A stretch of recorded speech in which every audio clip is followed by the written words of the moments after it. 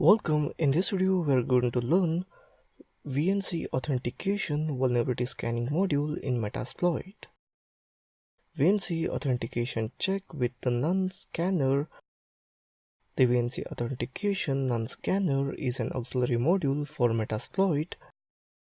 This tool will search a range of IP addresses looking for targets that are running VNC server without a password configured.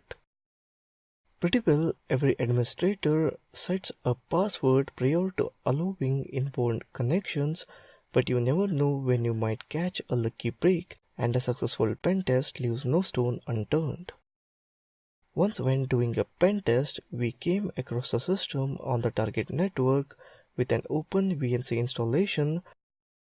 While we were documenting our findings, I noticed some activity on the system. It turns out someone else had found the system as well.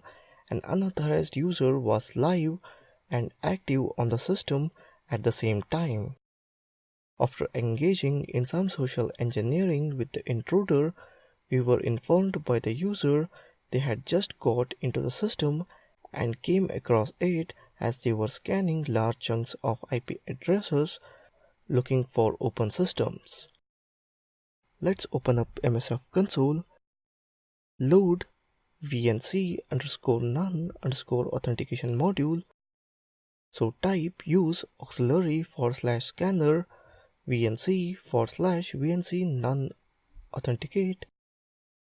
Type info. Here you can see that module information. Let's see the basic option for module. Our host the target address range or CIDR identifier, our port the target port, threads the number of concurrent threads, set remote host address as 192.168.0.1/24, type set our host 192.168.0.1/24, set threads as 50, execute it, type run.